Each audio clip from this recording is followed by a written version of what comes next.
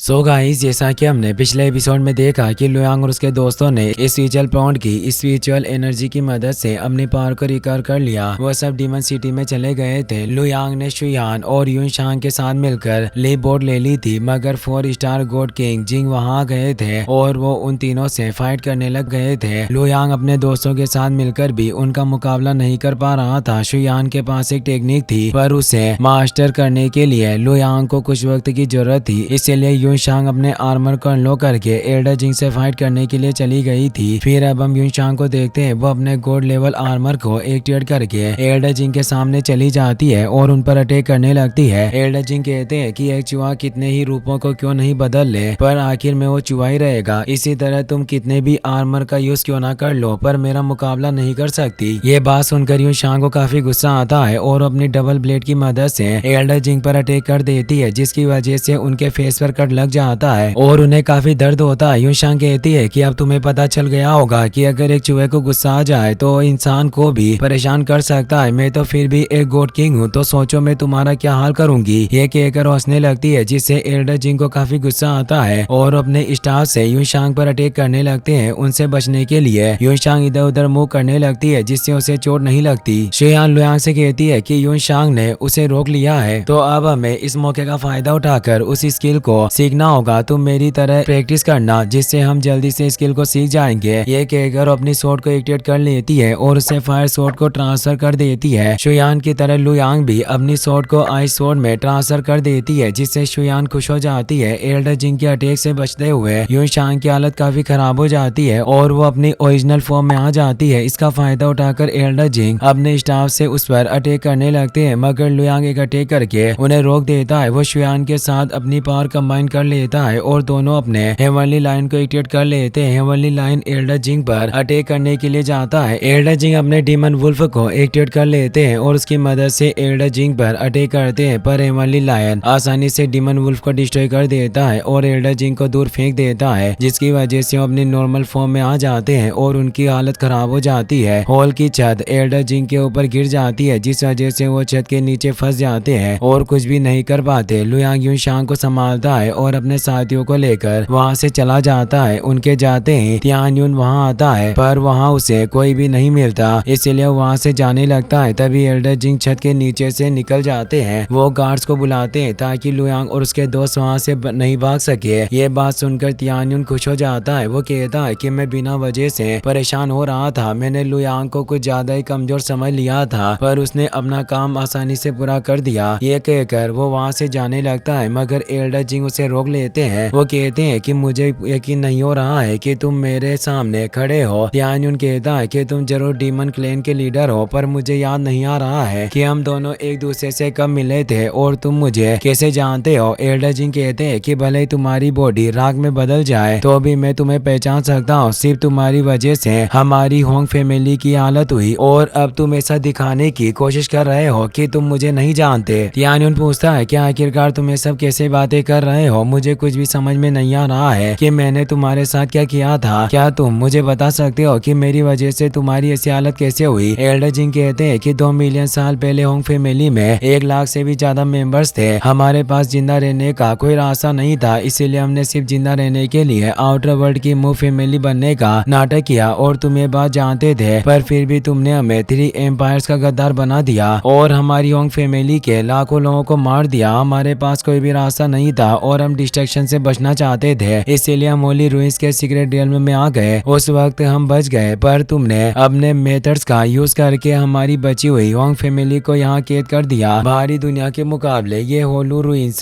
Secret realm और भी ज्यादा खतरनाक है, क्योंकि सिर्फ कुछ हजारों सालों में ही हमारी फैमिली के members half human and half beast में बदल गए, जिसके बाद से ही हमारी होंग फैमिली को डीमन क्लैन कहकर बुलाया जाने लगा। तुम सोच भी नहीं सकते हो कि हमारी फैमिली ने कितनी सारी मुसीबतों का सामना किया है और ये सब तुम्हारी वजह से हुआ है, इसीलिए आज कुछ भी हो जाए पर मैं तुम्हें मार कर ही रहूंगा। ये सारी बातें सुनकर तियान यून जोर जोर से हंसने लगता है। वो कहता है कि तुमने सच में बहुत ही अच्छी कहानी बनाई है और मुझे ये सब सच लग रहा है, पर मेरे पास इन सब बकवास को सुनने का वक्त नहीं है, मुझे अपने दूसरे काम पूरे करने हैं। इससे एल्डर जिंग को काफी गुस्सा आता है और अपने स्टाफ से तियान यून पर अटैक कर देता है, जिसकी वजह से स्टाफ उनकी चेस्ट में घुस जाता है, मगर तियान यून को कोई भी फर्क नहीं पड़ता और आसानी से स्टाफ सांप को अपने चेस्ट से निकाल लेता है, जिसकी वजह से वहाँ काफी स्ट्रॉन्ग एनर्जी रिलीज होती है और उस एनर्जी की वजह से एल्डर जिंग दूर जाकर गिरते हैं, जिससे उन्हें काफी चोट लगती है। पर वो जोर जोर से हंसने लगते हैं। वो कहते हैं कि मैंने सोचा नहीं था, पर तुम मर चुके हो, तुम्हें वाइट जेड मिल गया था, पर उसके बाद भी तुम्हारी हालत इस तरह हो गई, यह सच में बहुत शर्म की बात है। ये कहकर वो जोर जोर से हंसने लगते हैं, जिससे तियान युन को काफी गुस्सा आता है। वो अपनी पावर की मदद से अपनी चेस्ट के गाँव को हिल कर देता है। वो टेलीपोर्ट होकर एल्डर जिंग के पास चला जाता है और अपने स्फीयर को एल्डर जिंग की चेस्ट में घुसा देता है, जिसकी वजह से उन्हें बहुत दर्द होता है। वो कहते हैं कि तुम्हारा चेहरा देखने के लायक है, ये सब पता चलने के बाद तुम्हारी हालत खराब हो गई है। ये कहकर वो जोर जोर से हंसने लगते हैं, जिससे तियान्युन को बहुत गुस्सा आता है और उनकी चेस्ट से अपना स्फीयर बाहर निकाल लेता है, जिसकी वजह से उनकी डेथ हो जाती है। तियान्युन कहता है कि अगर तुम ये सब बकवास नहीं करते और मेरा मजाक नहीं उड़ाते तो शायद मैं तुम्हें जिंदा छोड़ देता, पर तुम एक बेवकूफ हो और तुम्हारा मरना तय था। खैर अब मेरे वापस जाने का वक्त हो गया है, मुझे वापस जाकर एल्डर्स को खबर देनी होगी। जैसे हम वॉइड रिवर में पहुंच जाएंगे, मैं उन बेवकूफों को भी अपने रास्ते से हटा दूंगा। ये कहकर तियान्युन वहाँ से चला जाता है। फिर हम लुयांग को देखते हैं, वो शुयान और युनशांग के साथ बम्बू फॉरेस्ट में आ जाता है। वहाँ उसे ग्वान मिलता है तो लुयांग उससे तियान्युन के बारे में पूछता है। ग्वान कहता है कि मैं तियान्युन के साथ डीमंस से फाइट कर रहा था और उसे लगा कि तुम खतरे में हो तो तुम्हारी मदद करने के लिए आ गए। उसके बाद वो कहाँ गया मुझे उसके बारे में कुछ भी नहीं पता है। लुयांग कहता है कि तियान्युन हमारी मदद करने के लिए नहीं आए थे और न ही हमें कहीं मिले थे। कहीं ऐसा तो नहीं है कि वो किसी मुसीबत में फंस गए हो जिस वजह से हमारे पास नहीं आ पाए। अगर ऐसा हो गया तो हमें जल्दी से उनकी मदद करने के लिए जाना होगा। तियान्युन वहाँ जाता है। वो लुयांग से कहता है कि मैं तुम्हारी मदद करने के लिए आ रहा था, पर कुछ डीमंस ने मुझे पकड़ लिया तो उनसे बचने में मुझे काफी वक्त लग गया, मगर अब मैं एकदम ठीक हूँ। अब हमें इन सब बातों को भूलकर जल्दी से वॉइड रिवर की तरफ चलना चाहिए। अगर हमने देर कर दी तो डीमन क्लेन के मेंबर्स वहाँ जाएंगे। यह बात सुनकर सब तियान्युन के पीछे चले जाते हैं और कुछ वक्त में वॉइड रिवर के सामने पहुँच जाते हैं। तियान्युन बताता है कि वॉइड रिवर की सबसे डरावनी बात है कि इसके अंदर बहुत सारी इविल स्पिरिट्स है और एंडलेस थंडर फोर्स है, जिस वजह से कोई भी इसे पार नहीं कर सकता। ये थंडर पावर इतनी ज्यादा पावरफुल है कि एक गॉड किंग भी इससे नहीं बच सकता। ग्वान एक पत्थर उठाकर वॉइड रिवर की तरफ फेंकता है और थंडर फोर्स की वजह से वो पत्थर डिस्ट्रॉय होकर नीचे गिर जाता है। यह देखकर ग्वान डर जाता है और उसे वॉइड रिवर की पावर के बारे में पता चल जाता है। लुयांग तियान्युन को लीप बोर्ड दे देता है तो तियान्युन अपनी पावर की मदद से लीप बोर्ड को बढ़ाकर देता है। वो कहता है कि एक वक्त पर बोर्ड में सिर्फ 3 ही लोग जा सकते हैं, इसीलिए पहले तुम चले जाओ, मैं बाद में आ जाऊंगा। ये बात सुनकर ग्वान, शुयान और लुयांग बोर्ड में चले जाते हैं। इससे युनशांग को काफी बुरा लगता है, इसीलिए वो ग्वान को बोर्ड से उतरने के लिए कहता है, पर ग्वान मना कर देता है, जिससे युनशांग को काफी गुस्सा आता है। लुयांग कहता है कि अगर तुम पहले जाना चाहती हो तो जा सकती हो, मैं बाद में चला जाऊंगा, पर युनशांग उसे मना कर देती है। तो लुयांग अपने दोस्तों के साथ आगे बढ़ जाते हैं, पर अचानक बोट रुक जाती है, जिससे सब हैरान हो जाते हैं। जबकि तियान्युन मुस्कुराने लगता है। उसे देखकर लुयांग अपनी वॉइड ब्लेड की मदद से एक पोर्टल ओपन कर देता है, पर तियान्युन अपने स्पीयर से अटैक करके उसे पोर्टल को डिस्ट्रॉय कर देता है। वो बोट को उल्टी करके लुयांग और उसके दोस्तों को रिवर में गिरा देता है और बोट को वापस अपने पास बुला लेता है। ये सब देखकर युनशांग को काफी गुस्सा आता है और वो तियान्युन पर अटैक करने लगती है, लेकिन तियान्युन अपनी मैजिकल चेंज की मदद से उसे पकड़ लेता है और कहता है कि मुझे तुम्हारे साथ वक्त बिताकर काफी अच्छा लगा, पर अफसोस की बात है कि मेरे मास्टर तुम्हें पसंद नहीं करते और खत्म करना चाहते हैं, जिस वजह से मुझे ये सब करना पड़ रहा है। युनशांग तियान्युन के मास्टर के बारे में सोचने लगती है, पर उसे कुछ भी समझ में नहीं आता। तियान्युन युनशांग के पीछे टेलीपोर्ट हो जाता है और उस पर अटैक करके उसे बेहोश कर देता है। वो कहता है कि अब मैं दूसरी तरफ जाऊंगा और पता लगाऊंगा कि तुम यहाँ किस लिए आए थे। इसी के साथ ये एपिसोड यहीं पर खत्म हो जाता है। गाइस, अगर आपको वीडियो पसंद आया हो तो इस वीडियो को लाइक करने के साथ साथ चैनल को सब्सक्राइब जरूर कर लेना। मिलते हैं नेक्स्ट वीडियो में।